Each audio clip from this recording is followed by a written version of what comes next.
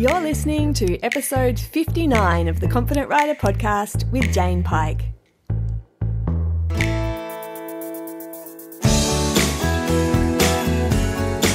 Hi Team Fabulous. I admit to being a little bit bleary-eyed this morning. It is very early on a Sunday morning.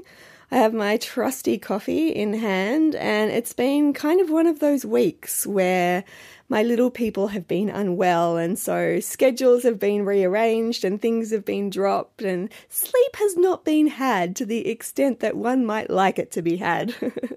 Consequently, I was drawing a little bit of a blank about what to record this week's episode on, and I sent out the call on Facebook and on Instagram to ask what it was that you would like to hear about. I had so many great replies back. They were all great replies, and also messages into my inbox. So what I'm going to do is just break it up and take each of those as they come. I'm not going to answer them all in this particular episode because many of them require fairly in-depth explanations, and I would like to give them the due time and credit that they deserve. So we're going to work our way through them systematically. The one that I'm going to talk about in this particular episode has to do with positive thinking and catastrophizing. And this is something that I hear a lot about. I am frequently having questions asked of me in terms of why is it that I can't think positive? Why is it that I'm always stuck on the what ifs? What do I do when I'm always thinking about the the worst case scenario or the absolute thing that I want to avoid, and how do I get myself out of that rut? Now, this is addressed in many different ways, and the way that I want to address it is actually reversing the process to start with understanding what it is that's happening in our body and on a nervous system level that is causing our thoughts to go in the direction that they are.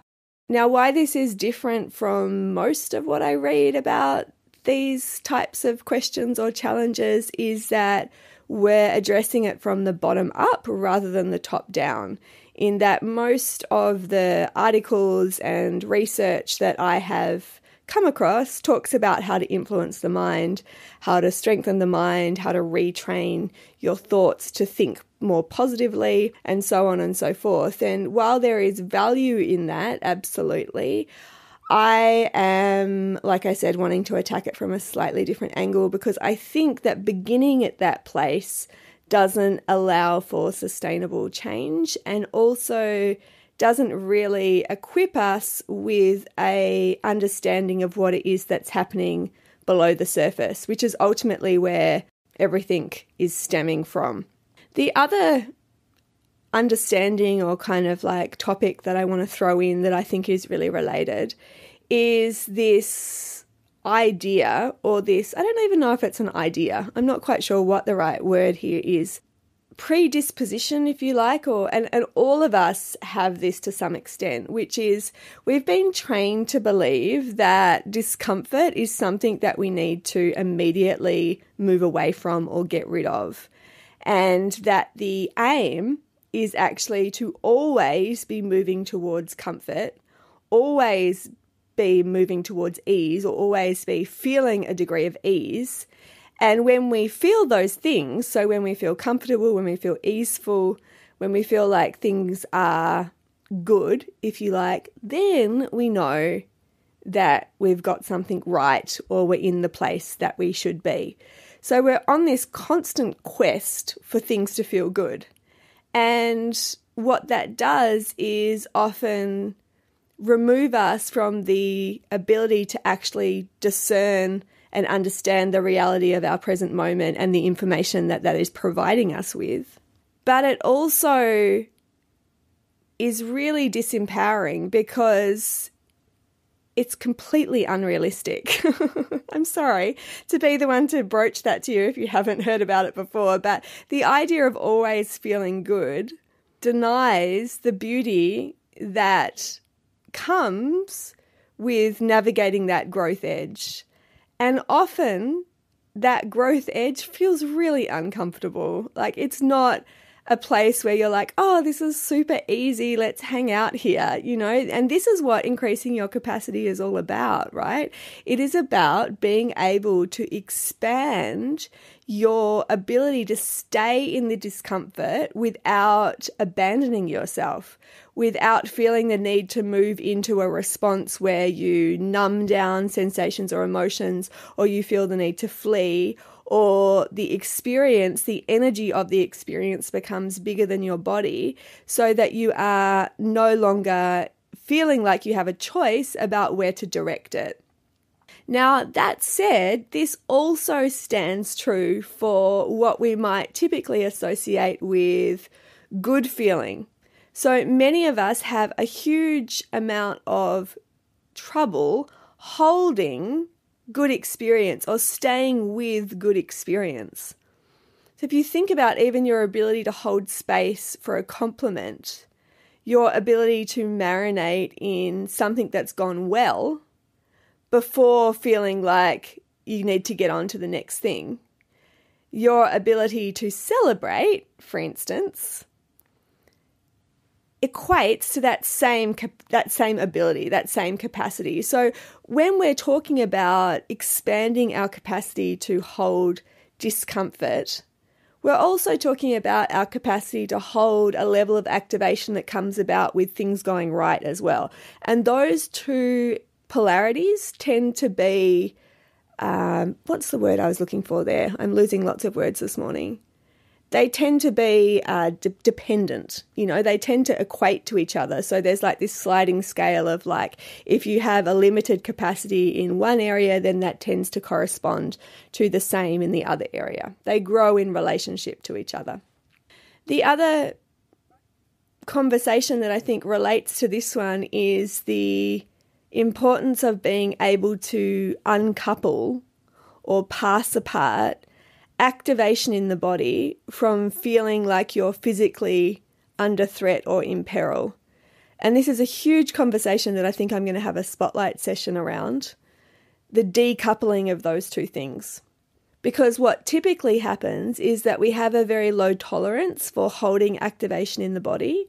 And when we do feel some form of activation come into the system, which can be a form of concern, it can be a form of discomfort, but it could also be excitement, it could also be joy, then we don't have a level of discernment about what those things are as individual strands, meaning that for the most part, what I experience is everybody lumping together any kind of activation that they feel in their body with the feeling of anxiety. They kind of label that anxiety.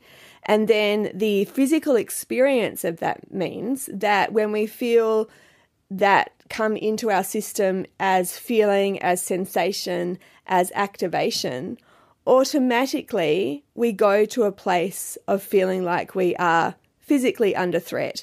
Now, this isn't a conscious decision. I really want to point that out. This is the meaning that we attach. This is the actual physical place that we go to when we feel activation, because we haven't been able to separate out the fact that we can hold this amount of discomfort and still recognize that we are safe. So that discomfort then automatically registers as a lack of safety, a lack of physical safety, even though that's not necessarily the case. And the chain reaction from that place means that we mobilize one of our sympathetic nervous system responses, either fight or flight. And if we feel like those aren't available to us, then we will go into a form of shutdown or collapse. Now, again, this isn't a conscious decision, right? So this is not you deciding, oh my gosh, here it is. I've got this degree of activation in my body. I feel like I'm physically under threat, and so I'm just going to shut down to kind of nip that off at the bud. It doesn't work like that. This is your system deciding how it is it needs to respond to a specific situation in order to keep you safe. Now, the other thing to throw in here is that for the most part, when we're talking about adult bodies, we already have a default system that has been established. And most of us throughout this conversation, we'll be able to identify with what that default system is. So, for instance, if we have had a series of events in the past that have either overwhelmed us or that we haven't been able to deal with, that we didn't have the resources to deal with in a way that was healthy and integrated for everyone involved, or we didn't have the time to process what it was that was coming at us, we will start to develop these default mechanisms where when my body registers a certain degree of activation in response to something that's happening in my environment, then I will automatically go into shutdown, for instance. I'll kind of numb out or turn off. Or I might automatically remove myself from the situation. I go into a flight response. And avoidance is also a flight response. Or you might find yourself getting really irritated and angry and kind of flying off the handle quite easily because we're moving into a fight response. So there are a range of different variables within all of those things that are available to us, but we tend to establish a common modus operandi that we click into once we get to a place where our stresses outweigh our resources and we're no longer to hold space for ourselves in the midst of what it is that's going on, or what it is that's happening when we're in the saddle, or what it is that's happening when we're on the ground. So it's important to really understand this, because the actual evolution past that point is to expand our range to be able to hold discomfort, but also to be able to hold all of the good things. And when I talk about capacity, that is what I'm talking about.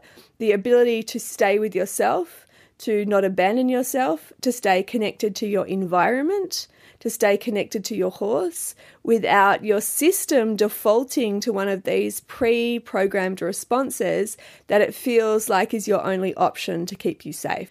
It's a body-led process, and it's one that needs to be taken really step by step. It needs to be taken in really small bites because, like I say, it's not a conscious decision. You aren't deciding to go into a shutdown state. You're not deciding to flee the situation. It is a feeling-based, felt sense reaction that comes up through your body that convinces you that this is what needs to happen, and so your body responds in that way. So when we think about the mechanism of action for actually moving out of that space of not overriding, but of being able to integrate information in a new way so that we don't default to these responses which aren't actually serving us in the present day, we have to really honor the fact that this is that the speed of how we approach this and what it is we're able to absorb is going to be decided by your system and your body also. And that's a tough one to get your head around, especially for those of us, which is mostly all of us, who like to think that we can decide and think our way out of situations. Coming at things from an embodied perspective can be quite the challenge because it's irritating. You don't get to decide how fast you go. You can read all of the things, you can understand all of the theoretical applications for how something might work. But if you haven't actually absorbed that into your cells, if your nervous system hasn't recalibrated in response to that information, then it will remain a theoretical construct. So let's think about then this idea of positive thinking, this idea of catastrophizing, and what is happening when we're getting into that place on a nervous system level. So I don't obviously have the luxury of being able to share with you a visual, so I'm going to talk you through this, and then we're going to insert those two concepts or those two discussions into our nervous system understanding. So when we talk about the nervous system and our capacity to be integrated, to stay with ourselves, and what I mean by staying with ourselves is to be aware and cognizant of what it is that's going on in our body without defaulting to one of these pre-programmed responses. We refer to that capacity as our window of tolerance.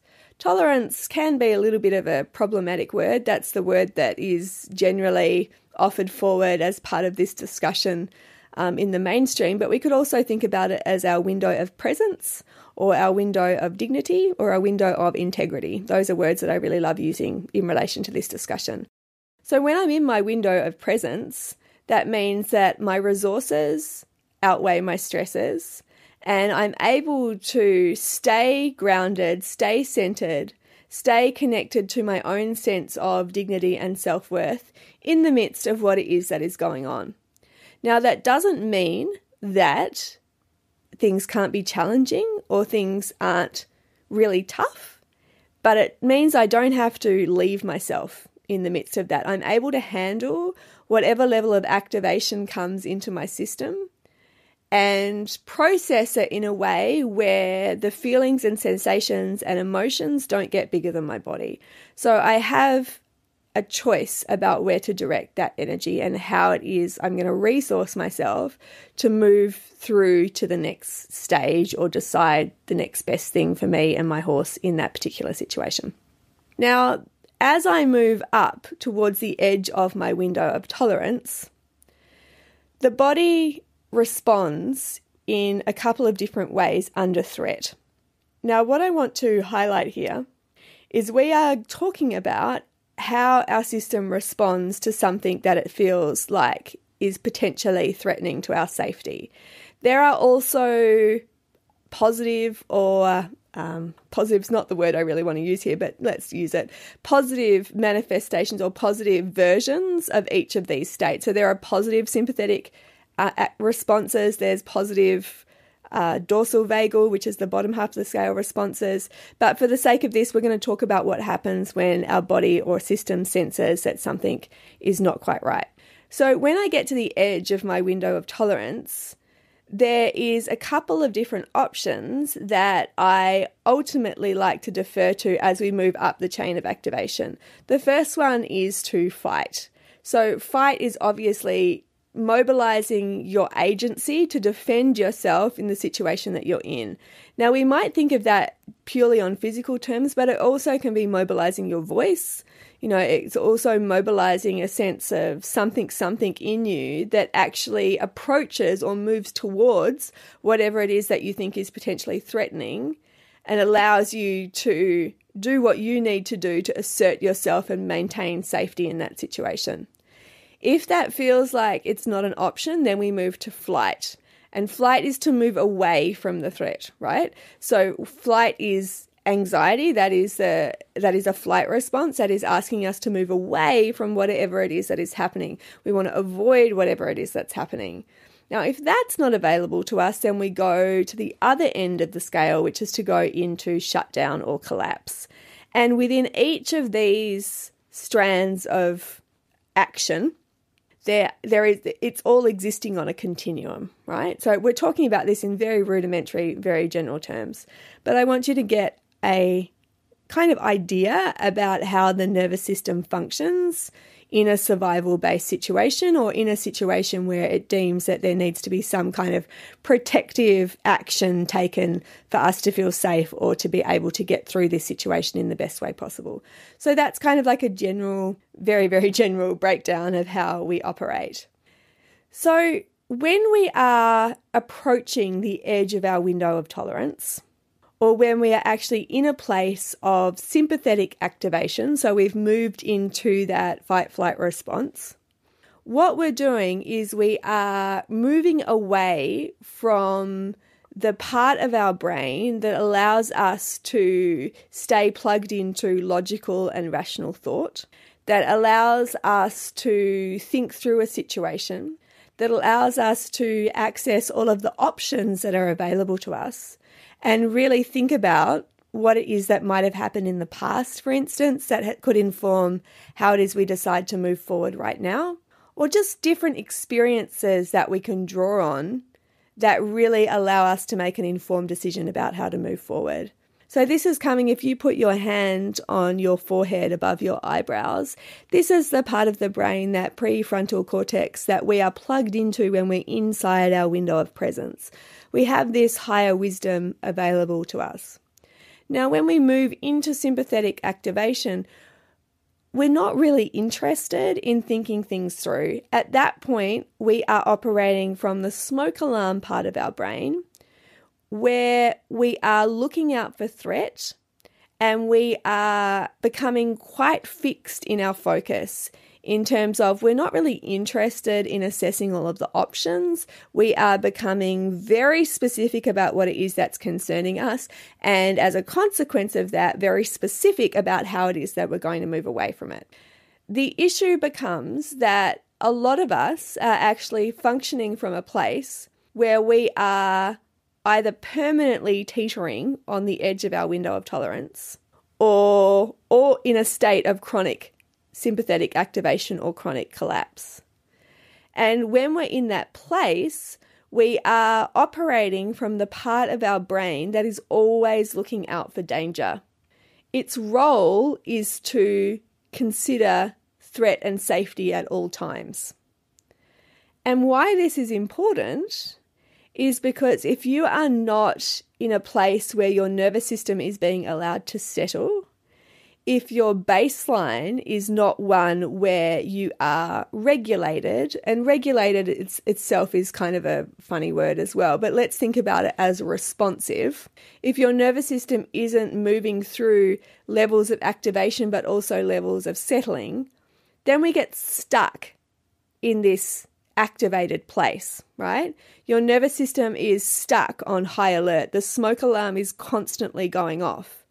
And you are removed, or it becomes much harder to connect up to that part of your brain that allows for the wisdom part of you to be really switched on, the wise part of you to be really switched on.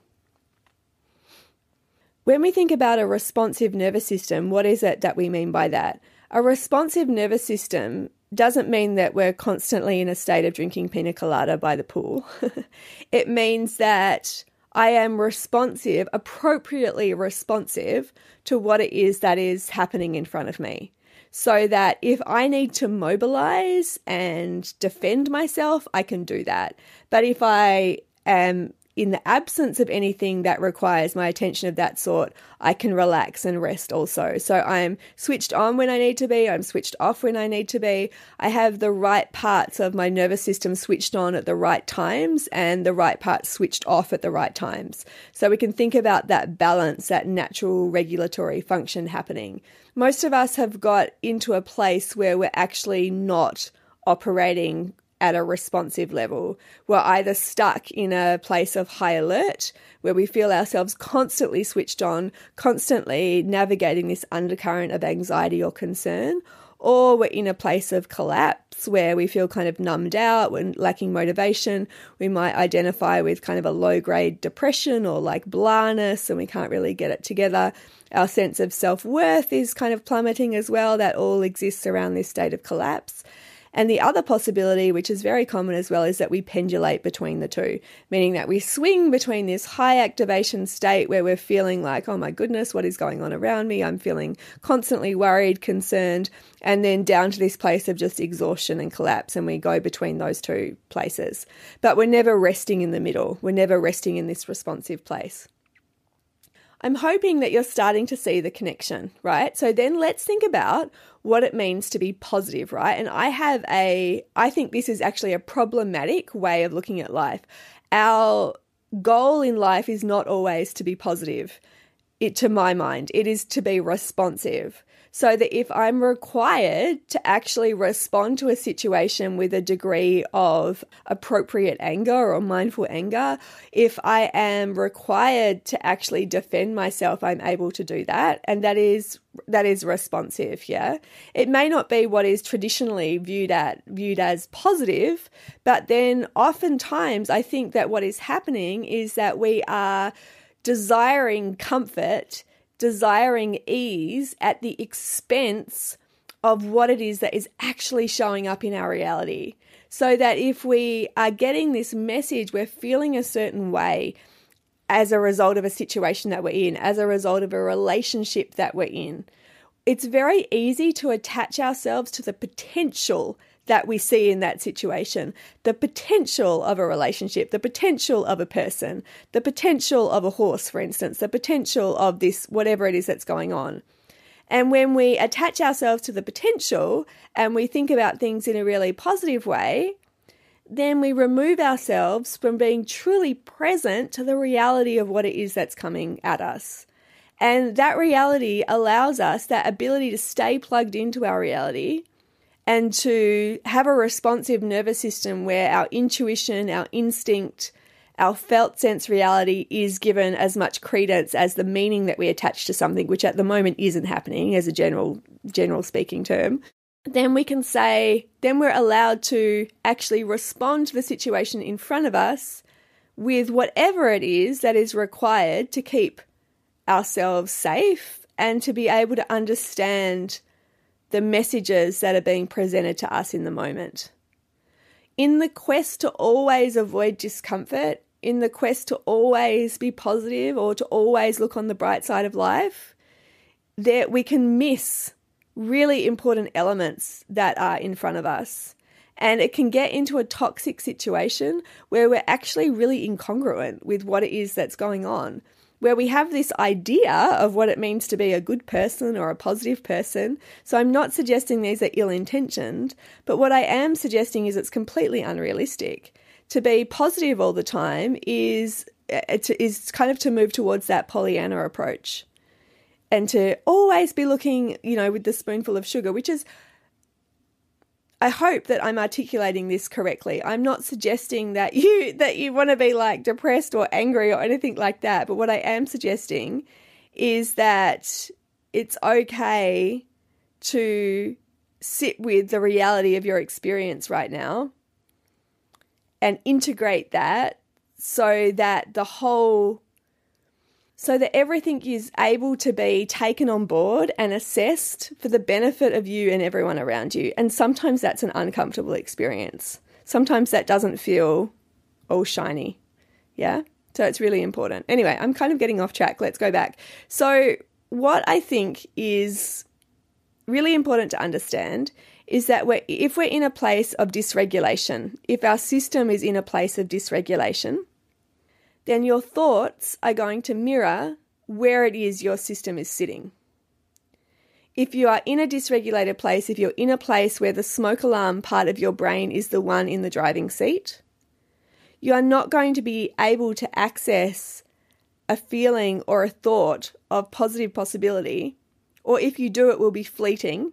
It'll be because your conscious mind has decided that you want to move in this direction. And you think, yes, I have to be better, I have to think positive. But then what is always going to come back is the undercurrent, is what is ultimately driving the ship, which is your unconscious mind and your nervous system state. So the catastrophizing, I guess, is further up the chain of negative thinking. So depending on where it is you are sitting on that nervous system scale, whether you're just a little bit outside your window of tolerance, whether your system is just a little bit discombobulated but you do have a degree of settling available to you, or whether you're feeling completely wired and you've gone into that place where the survival-based part of your being is really the one that's making all the decisions, then you can see how your thoughts will mirror what it is that's going on in your body, right?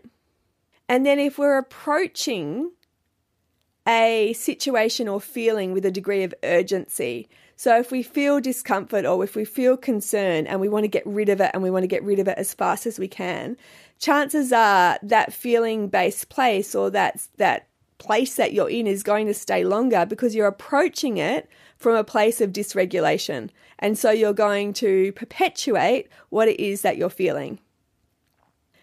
My approach now then, and I admit this is part of my evolution as a coach, as a learner, as a person, as someone dedicated to kind of ongoing improvement in this area, is to begin from the level of the nervous system, not the level of the mind. There are absolutely things that we can do to start to allow you to incorporate positive possibility within the framework of your assessment, not at the expense of what it is that's going on, but part of recognizing that it is always the case that more than one reality exists at the same time. It's just that we have chosen, our perspective is locked in on one reality and we've attached a meaning to that, and that is what feels true to us. But if we start at the level of nervous system understanding, of body-based understanding, of felt sense understanding, and we bring the body back into the window of presence, back into the window of tolerance. Then what we do from that place is tap back into our higher wisdom, get the prefrontal cortex back online, and our thoughts change accordingly, right? So we're working with the body, but there's a change in the thoughts that comes about as a consequence. And working with the body, I mean we're resourcing ourselves so that we have skills to draw on when we feel like we're getting to the edge of our window of tolerance or we're already outside of it. We have ways to connect back to ourselves, connect back to our environment. We have movement-based practices, which is the medium that I teach it through because I find it to be so effective, that allow us to get back into ourselves, back into our bodies, re-embody ourselves, if you like, without moving into these default mechanisms. And then we can see how our thoughts change as a consequence of that. Now, within that, then once you've established this responsiveness for the most part, and you have resources which can help you stay in this place, stay in this centered place, or come back to it out of a place of high activation when you need to, then you can start to refine things. Then you can start to play and say, okay, I have these mental skills to draw on as well. So it's not that we're throwing everything out. It's just that we're changing the sequence or the order of events that we're approaching things from to really affect sustainable change. And to me, that is the most effective approach.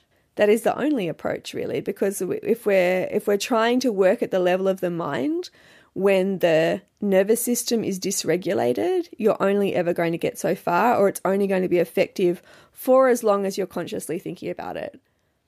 And even then, it's not going to feel real.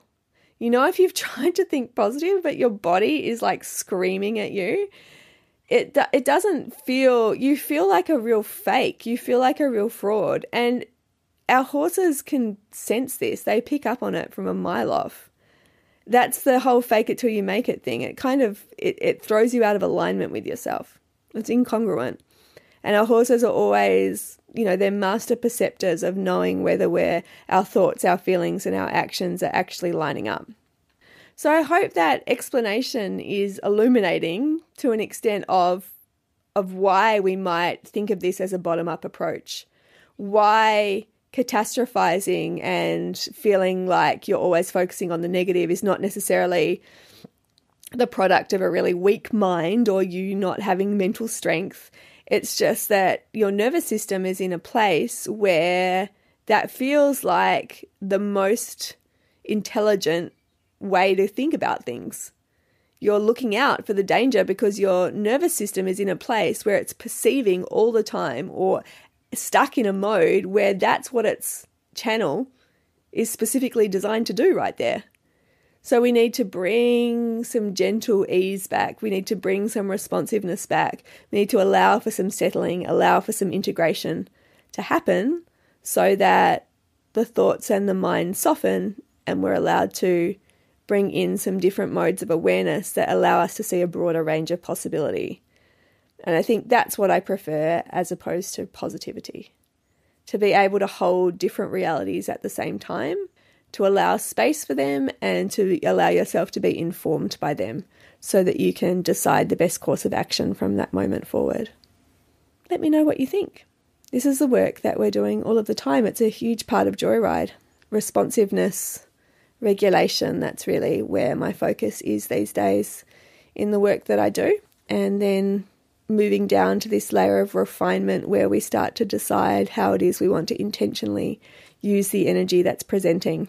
If you want to join me for that, you can jump on my website, confidentwriter.online/joyride, and you can read all about it there. I'd love to have you be a part of it. I'm going to talk about some of the other questions that popped up in the next episode, which will be super fun. And if you've got any questions or concerns that you'd like me to chat about, then I'm always really open to hearing about those. So feel free to ping me a message or email me, jane@confidentwriter.online, and I will be on the other side. Have a fabulous day. Thank you for hanging out again, and I'm looking forward to talking with you in the next episode.